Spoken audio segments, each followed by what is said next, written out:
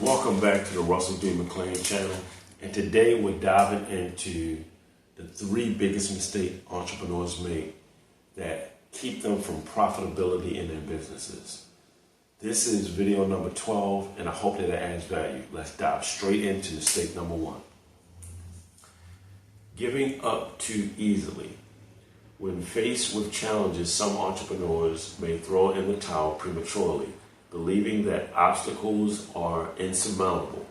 This hasty decision to abandon their objectives can prevent them from realizing the full potential of their business and achieving long-term profitability.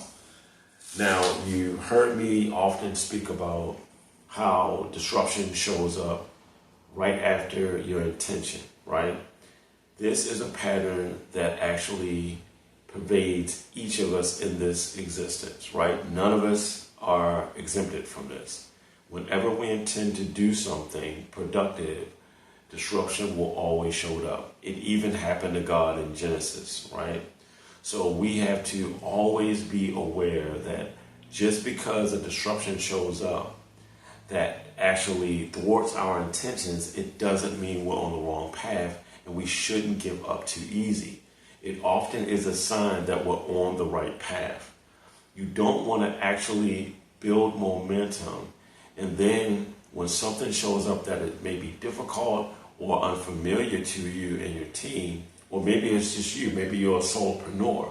Think about it this way. If you're starting out, even as a solopreneur, right, you have an objective to actually get your business systems going so it can become profitable, so you can then start growing your team. How could you ever get to the point of growing that team and being a blessing for those people and their families if you give up in the face of adversity? Think about it. Even the problem that you create your business for to solve in the marketplace, think about all those people, those customers, those potential clients or students that could benefit from the value that you have to offer that they're already looking for, right? Remember, we only want to sell what people want to buy. So you're only selling things that a good majority of people are already looking for, right? Even though we're actually niching down in the way that we're serving, we still want to make sure we serve a large sample of people. But think about those people. If you never show up because you're discouraged by something that actually might look like it's hopeless for you, right?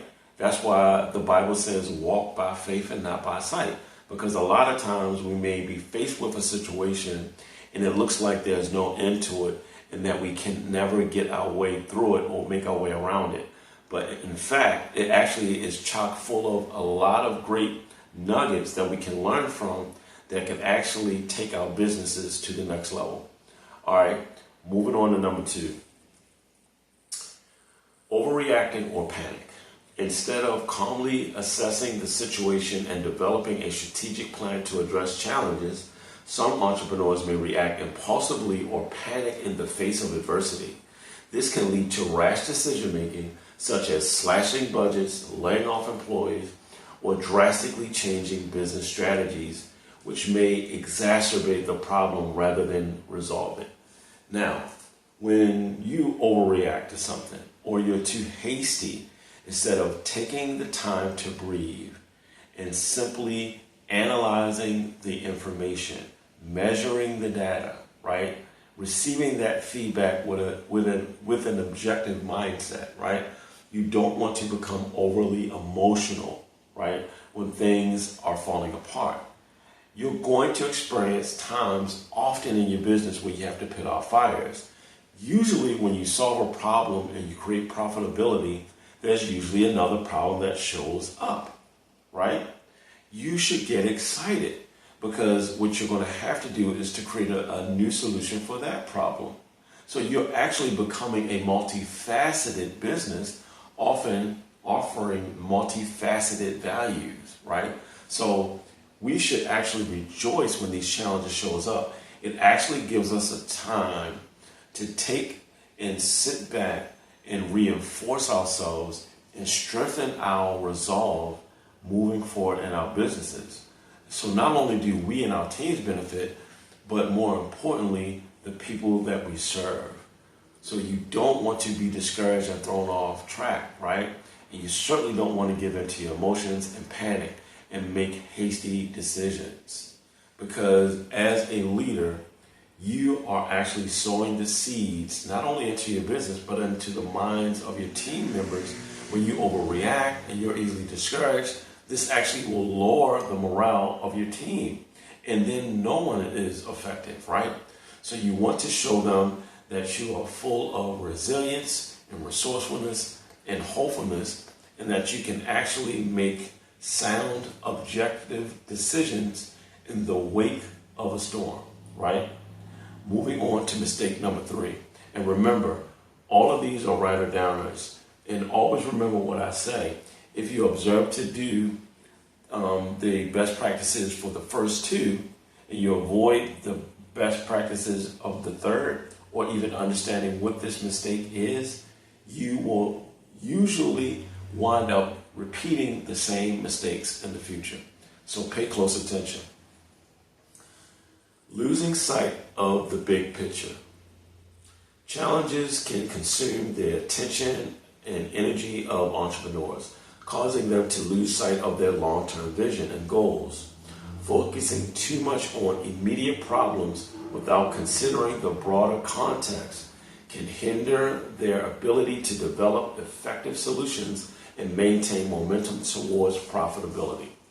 Now, we all have the objectives for us that are in for-profit businesses to create more revenue, which actually drives more profitability, where we can actually grow our businesses and serve our communities more effectively.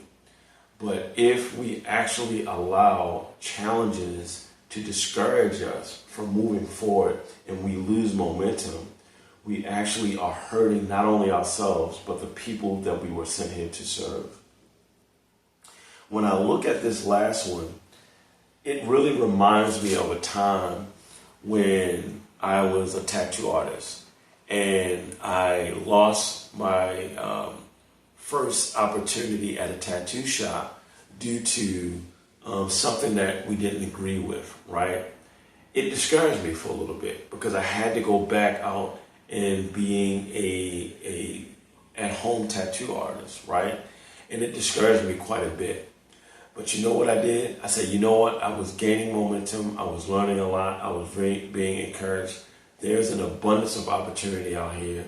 And I immediately switched my mindset. And straight away, I was able to find another opportunity and get into my second shop, right? So you don't want to be discouraged in these times. You don't want to forget why you even started. Your why should be the most important driver of your business, right? Not just to provide for you and your family, but to actually help others, the people that you hire and work with, for them to provide for their families. And also keep in mind how you wanted to change the world by solving the problem that you created your business for. Keep that in mind. I hope this video was helpful to you guys.